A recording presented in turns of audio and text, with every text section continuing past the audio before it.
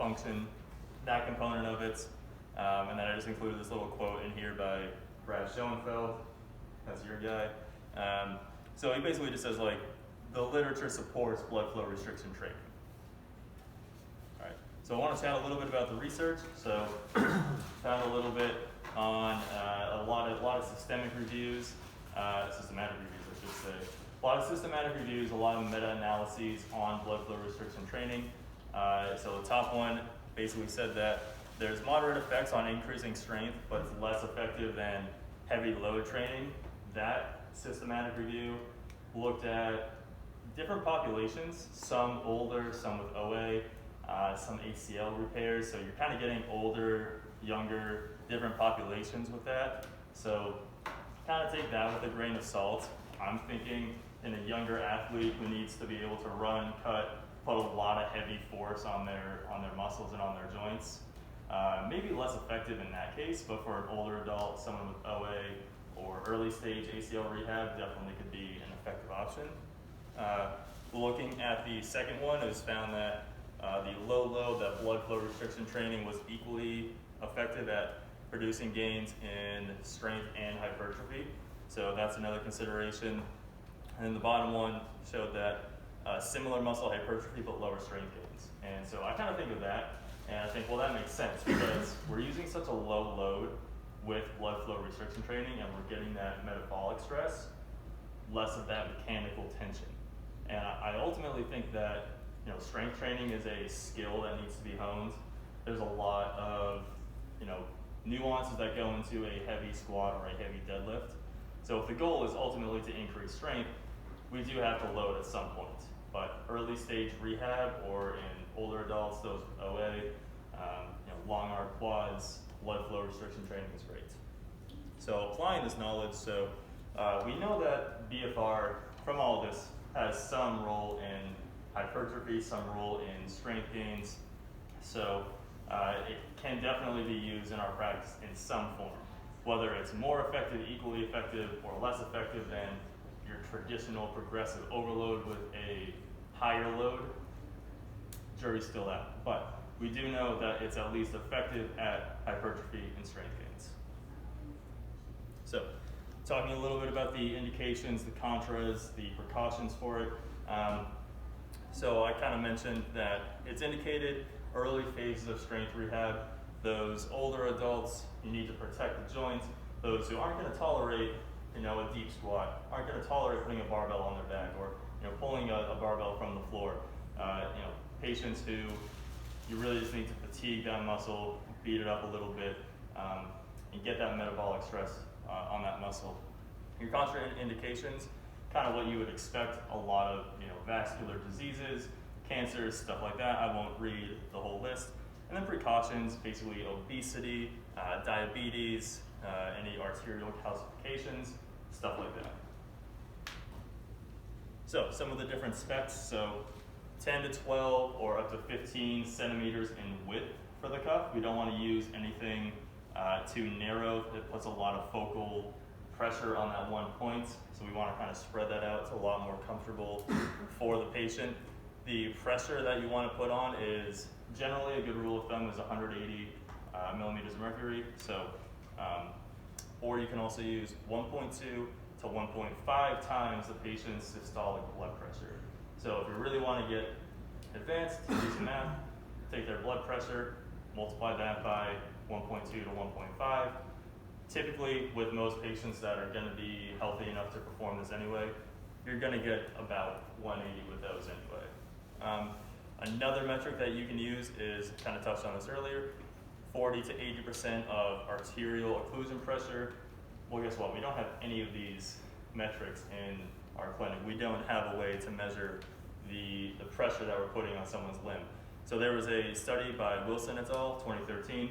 He basically found that when patients say the tightness of the cuff is about a 7 out of 10, that's a good metric. If they're saying it's a 9 out of 10, 10 out of 10, numbness tingling down the leg, that's when it's time to loosen it up. If they say, oh, it's about a 4 out of 10, we can make it a little bit tighter.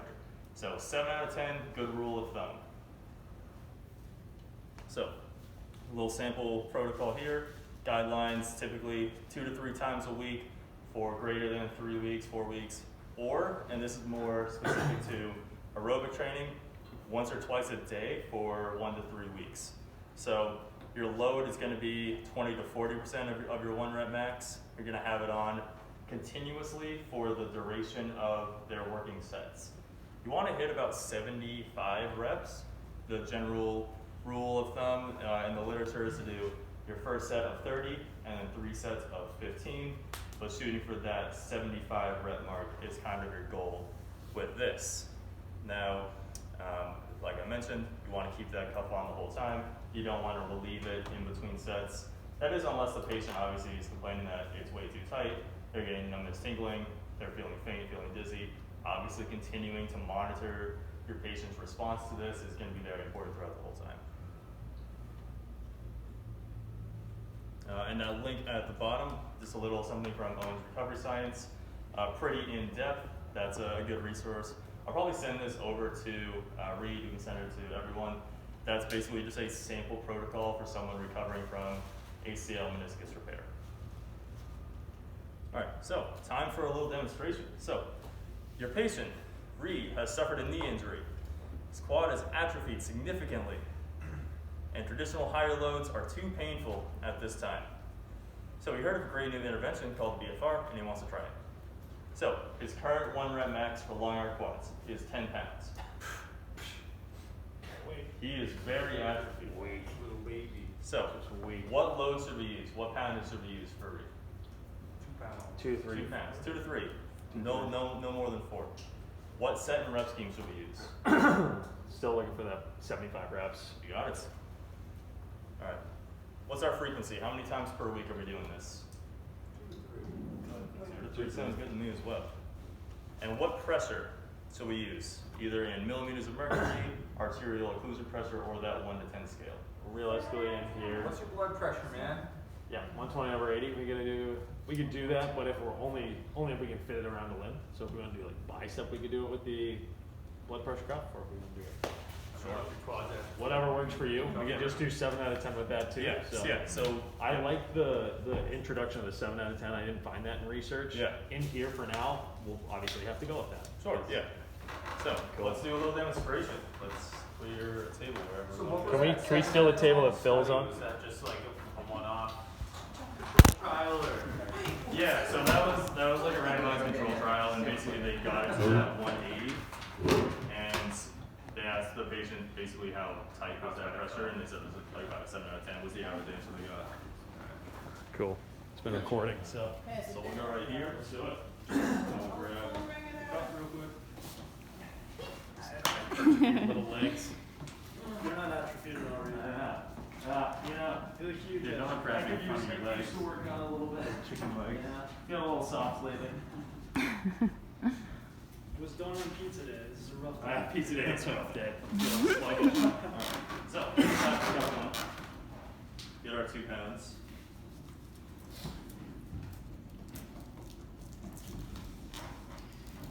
Our hope is that Dave approves us for the Doppler, the major arterial occlusion pressure. So if that does happen, is that why we do this presentation? Yeah, we're hoping to get Dave to be okay with us buying stuff. So we want the cuff to be pretty high up so we can get the full muscle.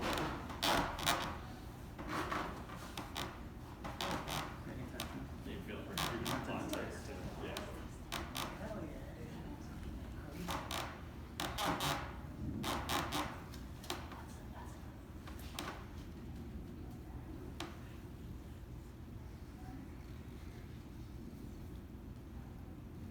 You look incredible right now, brother.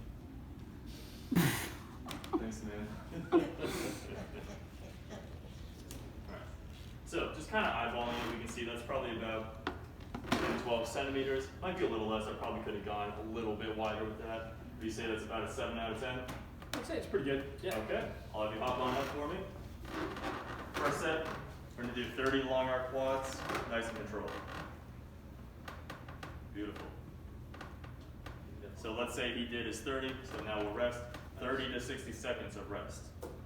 So, Are say he did his we rest. looking for a particular, like, something to accomplish during that rest period? Like, I want you to get back to feeling completely, like, relaxed, like, rested. Yeah, Ready to So go, just ready. no So fatigue. 30 it might feel easy. That's another thing I found in the research is that first set of 30, because we haven't really built up a whole lot of that metabolic waste, so to speak, in the muscle.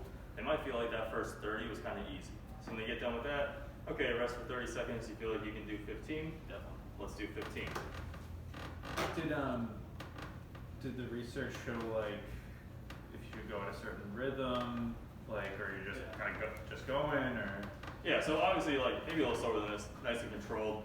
I would like to see more research, actually, on something like a tempo, like an eccentric.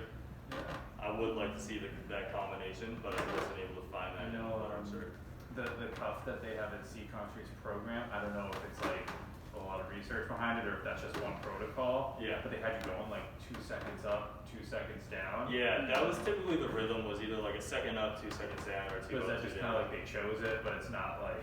It's just kind of what the protocol's been in the research studies that I found.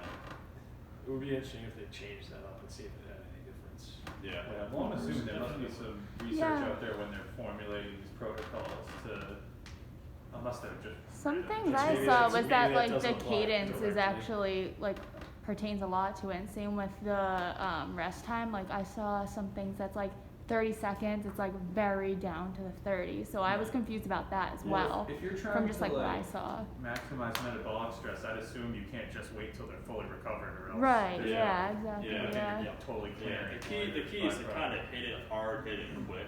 Yeah. Yeah, So 30 seconds is a quick shorter rest. rest Yeah. times. You Yeah. definitely feel the difference, obviously. 202 and 303 is definitely been like studied, like the statodynamic methods For reduce BFR. metabolic stress. Not with BFR. Well, just in general. So that's maybe. So what is that method? Do you mind?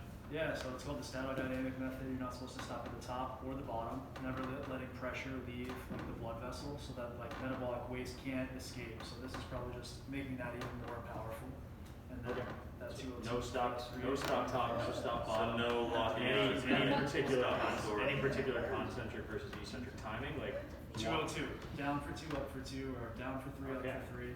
So that's probably where that's coming from. Alright, so that's good. So maybe that 2-2 is a good way to incorporate. That's my third set. One more set. One more sets. Cool. Can't wait to be small for playing some hockey today. Should have used your left leg. Yeah, it's okay. You feel the burn? Feels good. Did you find anything on It's like definitely fatiguing. progressing though way too? more Like if I were using, like in terms of like RIR or like RPE and like when like you should progress or anything? Yeah, so it's just going to kind of be basically if they can complete the set. If Reed he should get to the end of his 4th set, basically his 75th rep, and he should be like, yeah, that was pretty tough. Yeah. Wasn't quite sure if I was going to get the last few. Right. And then say he comes in the next time, and he's like, yeah, I could do 10 million of these. Right. That's when you If I had progress. done a full first set, my leg actually would have been tired. Probably. Yeah.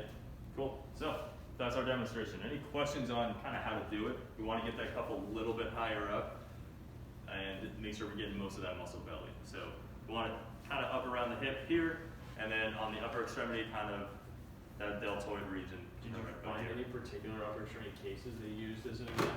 I didn't find any cases, but I know that for the occlusion pressure, you want it to be more 50% for the upper extremity and 80% for the lower extremity.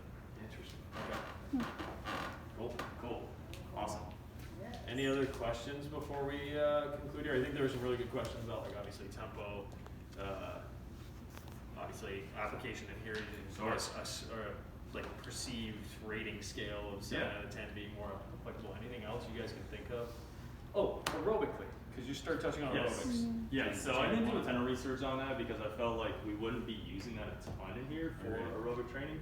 But yeah, basically aerobic training was the same protocol in terms of applying it and feeling that same thing, and then walking for 5 to 10 minutes. Okay.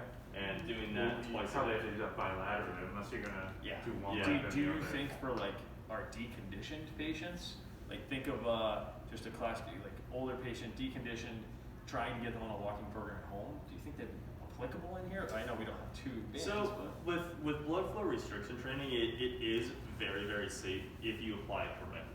So I think it's definitely applicable in here, but not for a home exercise program. Yeah. So if we're talking about a walking program, something they're doing at home, I would say let's not worry about blood flow restriction at that time. But if they're in here and they're open to it and we can get them on the treadmill and I'll let them go for 5-10 minutes and know that they're safe, then I think it's definitely something that we could use in this clinic. Cool. Something we'll do a little more research on. We'll see what we get. Certainly. What about equipment? Like, are we just Yeah. gonna use that, or are we gonna get So, something that actually works better? we're waiting on equipment. I think part of this, we'll talk to Dave about how the fact that we did an in-service, everyone now knows how to do it. We know the correct application. We all understand how to do it.